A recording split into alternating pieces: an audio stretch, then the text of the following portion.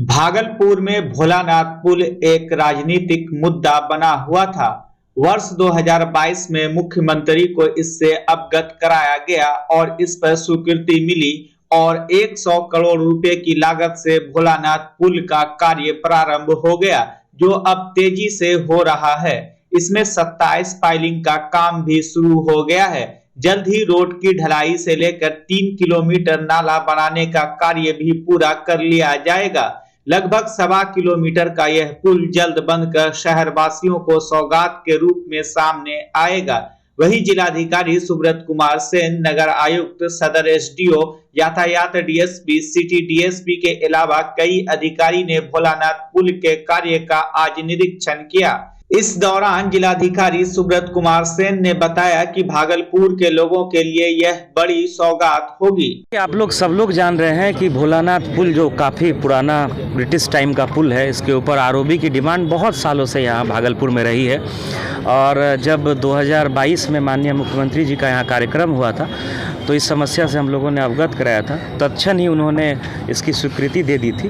फिर इसकी drawing, design और सारा जो प्रोसेस होता है टेंडर वगैरह का कंप्लीट करा करके और लास्ट ईयर जो है ये शुरू हो गया है। स्टेट के पूरे राज्य सरकार अपनी राशि से माननीय मुख्यमंत्री जी के निर्देश पर ये काम जो है बहुत तेज़ी से पुल निर्माण निगम करा रहा है और इसमें काम की गति भी अच्छी है।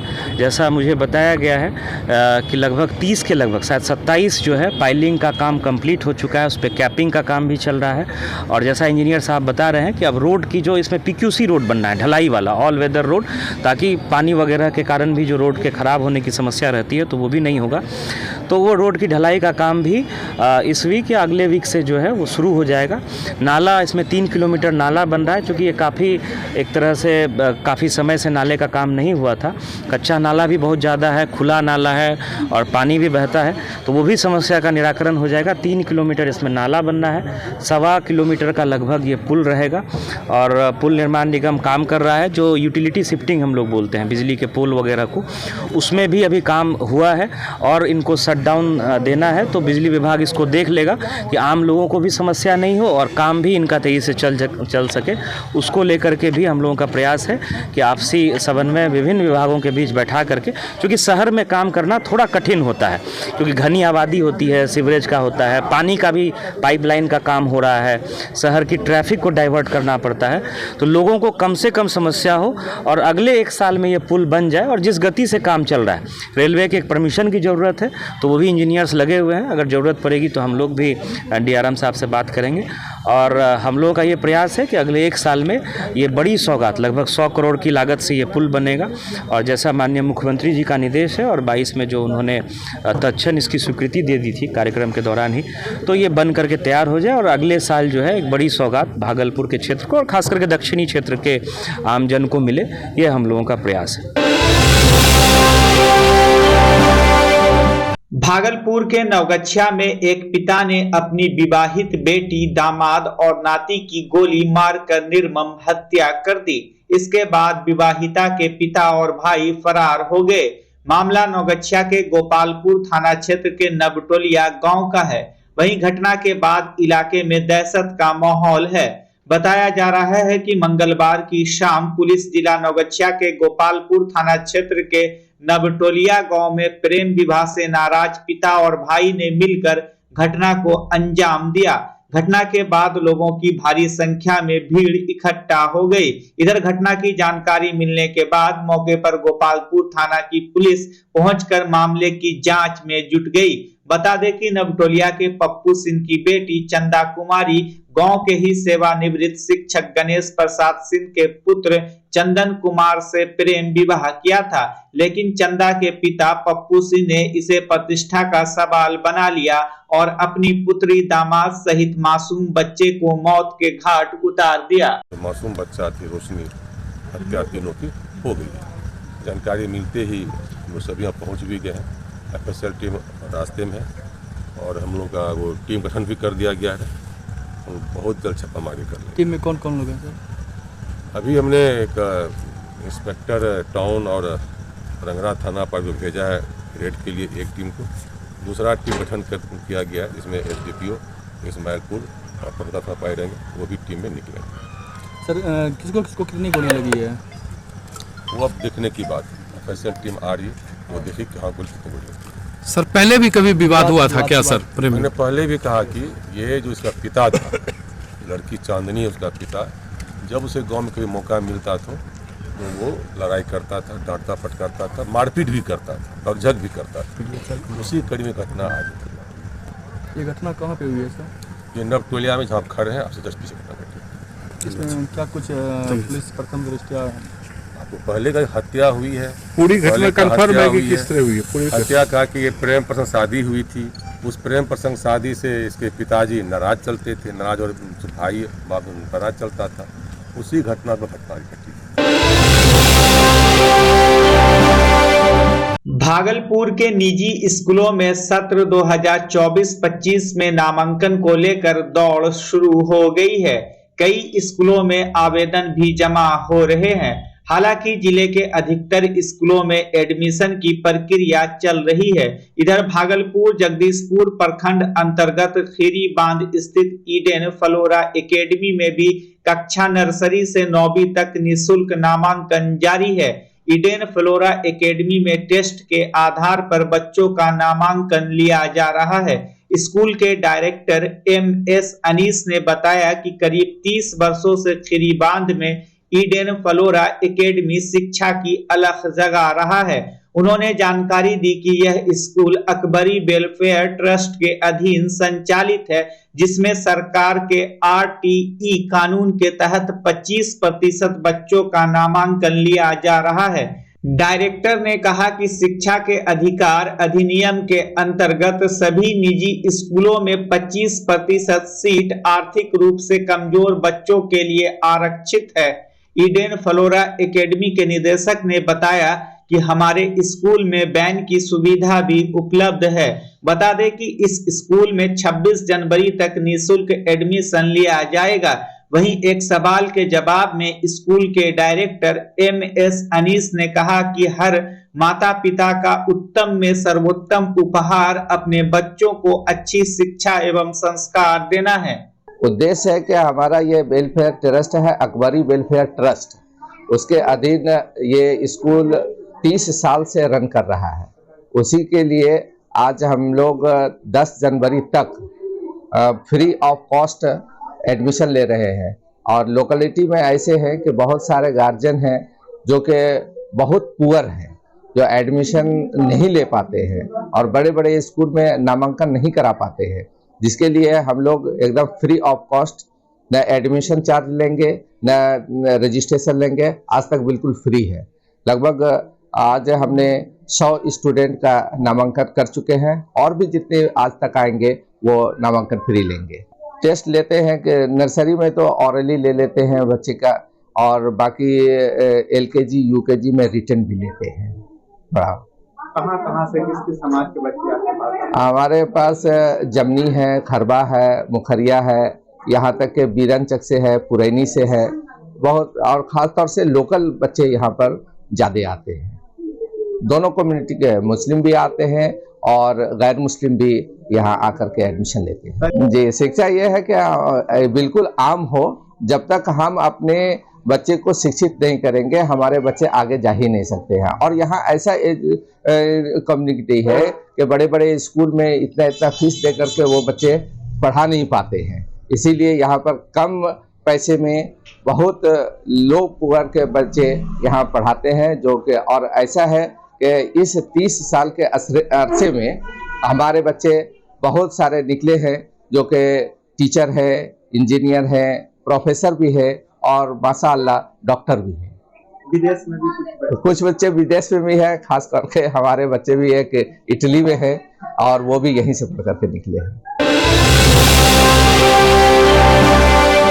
हिंदू देवी देवताओं के खिलाफ महागठबंधन के नेताओं द्वारा लगातार आपत्तिजनक बयान दिए जा रहे हैं। शिक्षा मंत्री चंद्रशेखर ने मंदिर का रास्ता गुलामी का रास्ता बताया, तो वहीं राजद विधायक अजय यादव ने कहा कि 22 जनवरी को नरेंद्र मोदी राम मंदिर में ब्लास्ट करवा देंगे। इसको लेकर बिहार में सियासत तेज हो गई। वहीं इसको लेकर जदयू के बड़बोले विधायक गोपाल मंडल ने चंद्रशेखर के बयान का समर्थन करते हुए कहा कि शिक्षा मंत्री शिक्षित हैं, वह गलत नहीं बोलते हैं। शिक्षा मंत्री बोल रहे सही बात है, क्योंकि शिक्षित हैं, कुछ सोच के वो बोलते होंगे क्या प्रभाव पड़ने वाला है चुनाव में। ऐसा नहीं कि मंदिर सिर्फ बीजेपी का है, मंदिर सबों का है। भगवान राम सबके थे, बजरंगबली सबके थे, श्री कृष्ण सबके थे, किसी एक जाति समुदाय का नहीं था। भारतीय जनता पार्टी का सिर्फ नहीं है, सबका है। अब दिल दिमाग राजनीतिक बात अलग है, धर्म अलग चीज है। राजनीति से धर्म को नहीं जोड़ना चाहिए। सब कोई हवा बनाता है, कैसे हम वोट बटोर लें, कैसे क्या कर ले नहीं कर लें, कैसे हमारी सरकार बन जाए।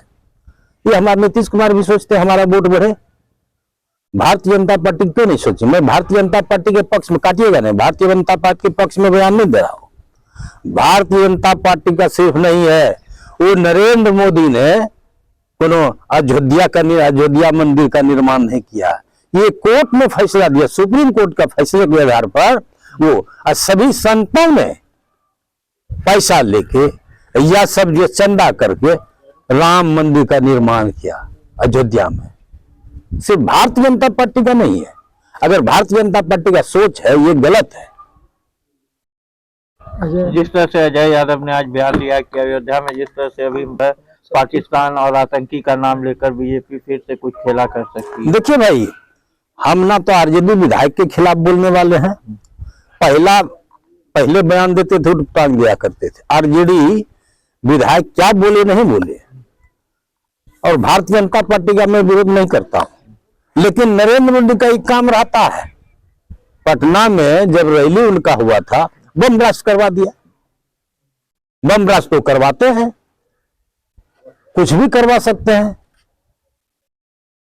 संत लोग थे, धर्मार्थी थे, बम विस्फोट हो गया। ऐसा समय में मोदी करते हैं। वो बड़े लोग, हम छोटा लोग हैं। हो सकता है इस बयान पर उन्होंने यह भी कहा नीतीश कुमार को एक तो टिकट हटा देना।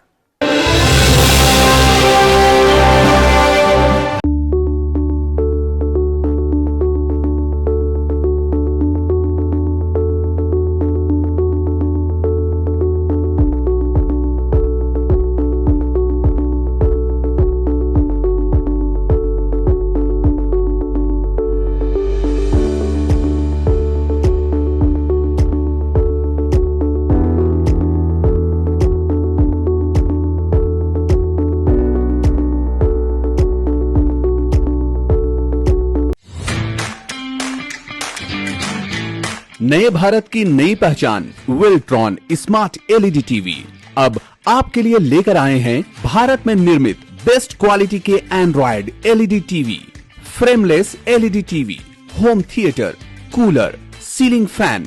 हमारे सभी प्रोडक्ट्स आईएसओ सर्टिफाइड हैं। वेल्ट्रॉन एलईडी टीवी, दुनिया के सभी रंग वेल्ट्रॉन के संग। Website www.myweltron.com। Phone number 9031133155। बच्चा जब जन्म लेता है तो कई बार बच्चा तुरंत नहीं रोता है, रोने में देर हो जाता है। ऐसे में बच्चा क्षतिग्रस्त हो जाता है और उसके बचने की संभावना कम हो जाती है। और यदि बचा तो भविष्य में उसमें विकलांगता की समस्या आती है, जिसे सीपी कहते हैं, जिसका कोई माकूल इलाज नहीं है और ज़िंदगी भर बच्चा विकलांगता से जूझ सकता है। ऐसे में पूरे संसार में कूलिंग थेरेपी का सहारा लिया जाता है। जन्म से ठीक 6 घंटा के अंदर यदि उसको कूलिंग थेरेपी दिया जाए तो उससे उसका सीपी की समस्या कम होती है और बचने की भी संभावना बढ़ती है। पहली बार बिहार झारखंड में आपके शहर के स्नेह नवजात शिशु बाल सेवा केंद्र में यह मशीन उपलब्ध है। कभी भी ऐसी बात हो कि बच्चा रोने में विलम्ब हो गया तो आप स्नेह नवजात शिशु बाल सेवा केंद्र में जरूर संपर्क करें।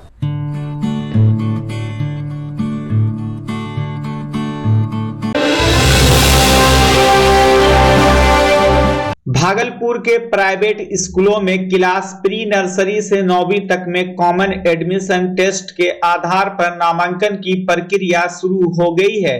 इसी कड़ी में जगदीशपुर प्रखंड के खीरी बांध मुखेरिया स्थित माउंट वैली स्कूल में एडमिशन जारी है। स्कूल के डायरेक्टर राजेश कुमार रंजन ने बताया कि 25 जनवरी तक क्लास प्री नर्सरी से 9वीं तक बच्चों का निःशुल्क नामांकन लिया जाएगा। साथ ही उन्होंने जानकारी दी कि माउंट वैली स्कूल में बॉयज और गर्ल्स के लिए अलग अलग आवासीय सुविधा भी उपलब्ध है। जबकि स्कूल के प्रिंसिपल रुपेश कुमार सिंह ने कहा कि माउंट वैली स्कूल में बच्चों के समग्र विकास के लिए खेलकूद गतिविधि के साथ स्मार्ट क्लास की व्यवस्था भी है। उन्होंने बताया कि हमारे स्कूल में सभी कक्षाएं सीसीटीवी की निगरानी में होते हैं और बच्चे के लिए स्कूल वैन की सुविधा भी उपलब्ध है। स्कूल प्रबंधन की ओर से जानकारी दी गई कि यहाँ CBSE पैटर्न से पढ़ाई होती है और यह विद्यालय बच्चों में शिक्षा के साथ साथ संस्कार देने का भी कार्य कर रहा है। मैं माउंट वैली स्कूल का डायरेक्टर राजेश कुमार रंजन जी अपने स्कूल की तरफ से दिनांक 9/1/24 से 25/1/24 तक निःशुल्क एडमिशन हेतु सुविधा रखे हुए हैं। अतः जितने भी मिडिल क्लास के फैमिली हैं या अभिभावकगण हैं उनसे अनुरोध है कि इस निःशुल्क एडमिशन हेतु अपने बच्चे के प्रति एडमिशन करवावें और लाभ लें। इस स्कूल में कितने दूर से बच्चे आते हैं पढ़ने के लिए सर? स्कूल में विभिन्न इलाके के बच्चे हैं जी, नियरेस्ट जो भी हैं और दूर दराज समथिंग 15-20 किलोमीटर से बच्चे हमारे स्कूल में आते हैं। एडमिशन फीस कितना लगता है सर इस स्कूल में? एडमिशन फीस तो 2500 है, लेकिन अभी निःशुल्क एडमिशन लिया जा रहा है बच्चों के लिए। प्ले ग्रुप क्लास में बच्चे को मतलब पढ़ाई करवाने के लिए ये तो स्मार्ट क्लास का सुविधा हम लोग दिए ही हैं।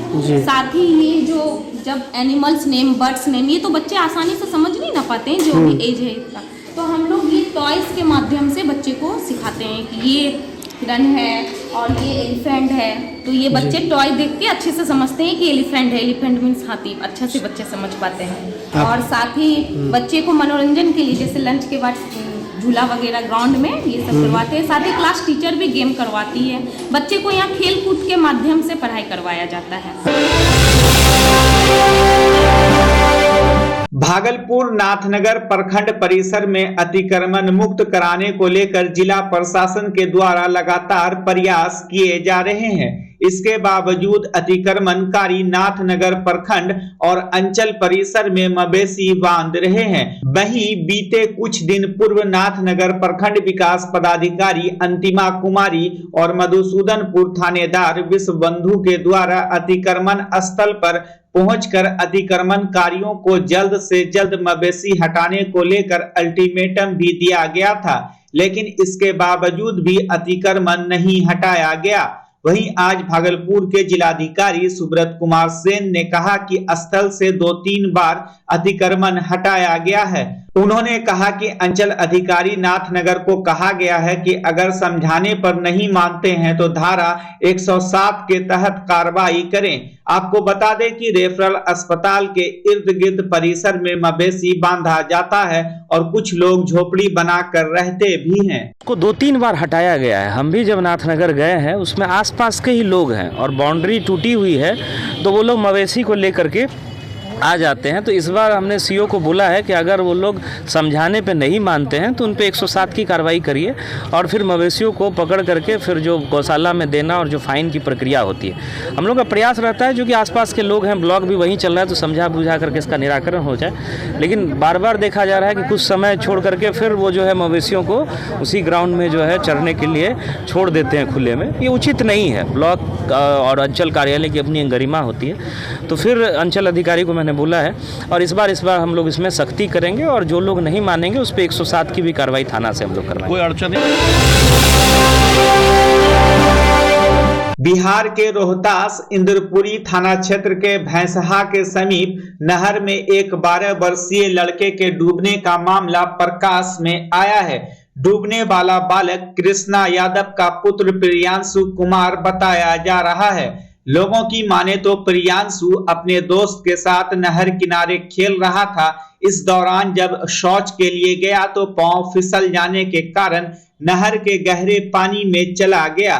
वहीं एक बालक उसे बचाने के लिए पानी में छलांग लगाया, लेकिन जब वह डूबने लगा तो लोगों ने उसे तो बचा लिया, लेकिन प्रियांशु का पता नहीं चल सका, जबकि अंधेरा होने के कारण उसकी खोज सही तरीके से नहीं हो सकी। सूचना के बाद डेहरी की सीओ अनामिका कुमारी मौके पर पहुंची। इसके बाद गोताखोर डूबे बच्चे की तलाश में जुट गए। ये बच्चा लोग पहले नहर पानी सूखा था, उसमें खेलने के लिए जाता था और हम लोग के पास कोई खेलने का सुविधा नहीं है। जो ऊंचाई पे धार पे बच्चा लोग कम बेसी आके खेलते रहता था और बच्चा लोग के लैट्रिन लगा। लैट्रिन करने के क्रम में एक बच्चा पानी छूने के लिए गया और दूसरा बच्चा देखा कि डूब रहा है। दूसरा बच्चा को बचाने के लिए वो अगला बच्चा कूदा, एक बच्चा डूब गया और एक बच्चा को हल्ला हुआ तो किसी तरह लोग पहुँचे गांव के, तो लोग निकाले और एक बच्चा का अभी तक पता नहीं चला और अफसर अधिकारी लोग ले बातचीत हो रहा है तो लोग संभावना दे रहे हैं कि पानी बंद हो गया है, बंद हो जाएगा, सुबह तक बच्चा को मिलेगा, बच्चा का शव मिल जाएगा। लेकिन अभी तक हम लोग केवल सबूत संतोष रखे हुए हैं। बच्चा का उम्र क्या होगा लगभग? बच्चा की उम्र 12 से 14 साल तक। क्या बच्चा नाम? का नाम पीयूष, उसके पापा का नाम कृष्णा सिंह है, ग्राम भैंसा, थाना इंद्रपुरी, पोस्ट मानूपुर, जिला रोहतास। और हर साल कोई ना कोई बच्चा उसमें